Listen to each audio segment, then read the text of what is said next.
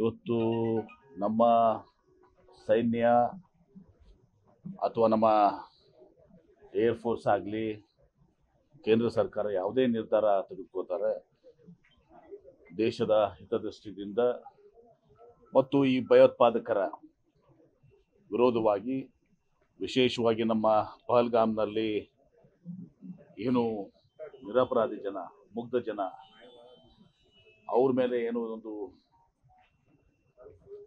ಹೇಯ ಕೃತ್ಯ ಆಯಿತು, ಹಿಡಿತದ ಕೃತ್ಯ ಆಯಿತು. ಅದಕ್ಕೆ ನಾವು ನಿಶ್ಚಿತವಾಗಿಯೂ ಕೂಡ ಅದರ ಸೇಡನ್ನು ನಾವು ತೀರಿಸ್ಕೋಬೇಕು. ನನಗೆ ತಿಳಿದ ಹಾಗೆ ಇವತ್ತು ದಿವಸ ಮಾಧ್ಯಮದಲ್ಲಿ ಕೂಡ ಇದಾಗುವ ಹಾಗೆ ಇವತ್ತು ಏನು ಉಗ್ರರ ತಾಣಗಳಿದ್ದಾವೆ, ಉಗ್ರಗಳ ಏನು ಅಡಗು ತಾಣಗಳಿದ್ದಾವೆ, ಅವರ ಸೆಂಟರ್ಗಳಿದ್ದಾವೆ, ಅದರ ಮೇಲೆ ಇವತ್ತು ದಿವಸ ನಮ್ಮ ಏರ್ಫೋರ್ಸ್ನವರು ಅದನ್ನು ಟಾರ್ಗೆಟೆಡ್ ರೇಡ್ ಮಾಡಿದ್ದಾರೆ ಅಂಥೇಳಿ ಎಲ್ಲ ಮಾಧ್ಯಮದಲ್ಲಿ ಕೂಡ ಬರ್ತಾ ಇದೆ. ಅದನ್ನು ನಾವು ಸ್ವಾಗತಿಸ್ತೀವಿ.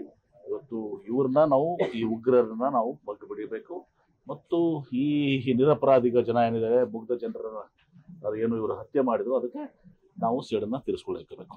ಶಾಂತಿ ಹತ್ರ ನಿಶ್ಚಿತವಾಗಿಯೂ ಎಲ್ಲರೂ ಬಯಸ್ತಾರೆ, ಆ ಪ್ರಶ್ನೆ ಇಲ್ಲ. ಈಗ ನಾವು ನಮ್ಮ ಕೇಳಿ ಉಗ್ರರ ಮೇಲೆ ದಾಳಿ ಮಾಡಿದ್ರೆ ಟಾರ್ಗೆಟೆಡ್ ಇದು ಇದೆ.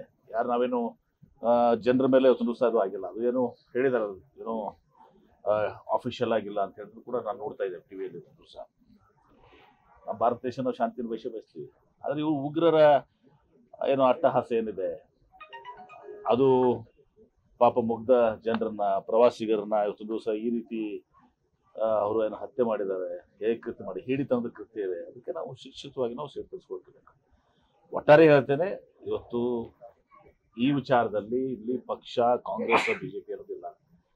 ಇವತ್ತು ಭಾರತ ದೇಶದ 140 ಕೋಟಿ ಜನ ನಾವೆಲ್ಲರೂ ಒಗ್ಗಟ್ಟಿದ್ದೀವಿ. ಎಲ್ಲ ಪಕ್ಷಗಳು ಕೂಡ ಒಗ್ಗಟ್ಟಾಗಿದ್ದೀವಿ, ಇರಲೇಬೇಕು. ಯಾಕಂದ್ರೆ ಇದು ದೇಶ ಮೊದಲು, ಪ್ರಥಮ ದೇಶ, ನಂತರ ಪಕ್ಷ, ನಂತರ ಜಾತಿ ಧರ್ಮ ಇವೆಲ್ಲವೂ ಕೂಡ ನಮ್ಮ ದೇಶದ ಹಿತರಕ್ಷಣೆಗೆ ಯಾವುದೇ ತಗೊಳ್ಳಿ ಅದಕ್ಕೆ ಎಲ್ಲರೂ ಒಗ್ಗಟ್ಟಾಗಿರುತ್ತೆ.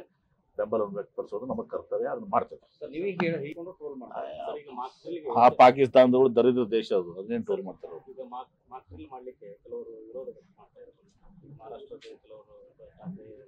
ನೋಡಿ. ಇವತ್ತು ದಿವಸ ಎರಡನೇ ದೇಶ. ಈಗ ಒಂದು ನೋಡಿ ಹೇಳ್ತೀನಿ ಕೇಳಿ, ಯಾರೇ ಆದರೂ ಕೂಡ ಆರ್ಮಿ ಆಗಲಿ ಸುರಕ್ಷತೆಯನ್ನಾಗಲಿ ಅದನ್ನ ನಾವು ದುರ್ಬಳಕೆ ಮಾಡೋದಲ್ಲ ಅಂತ ನಾನು ಭಾವಿಸಿದ್ದೀನಿ, ಮಾಡೋದನ್ನು ಕೂಡ. ಹೀಗಾಗಿ ಇವತ್ತೊಂದು ದಿವಸ ಯಾರು ಇವತ್ತು ದಿವಸ ಏನು ಡ್ರಿಲ್ ಆಗಲಿ ಮತ್ತೊಂದಾಗಲಿ ಈ ವಿಚಾರದಲ್ಲಿ, ವಿಶೇಷ ದೇಶದ ವಿಚಾರದಲ್ಲಿ, ದೇಶದ ಸುರಕ್ಷತೆ, ಜನರ ಸುರಕ್ಷತೆ, ಯುದ್ಧದ ವಾತಾವರಣದಲ್ಲಿ ಇವೆಲ್ಲದರಲ್ಲಿ ಇವತ್ತು ದಿವಸ ನಾವು, ಅದು ಮಹಾರಾಷ್ಟ್ರ ಇರ್ಬೋದು, ಬೇರೆ ಯಾವುದೇ ರಾಜ್ಯ ಇರ್ಬೋದು, ಇವತ್ತು ದಿವಸ ನಾವೆಲ್ಲ ಅದನ್ನು ಪರಿಪಾಲನೆ ಮಾಡಬೇಕು. ನ್ಯೂಸ್ ಫಸ್ಟ್, ನಿರ್ಭೀತಿಯಿಂದ ನಿಮ್ಮ ಪರವಾಗಿ.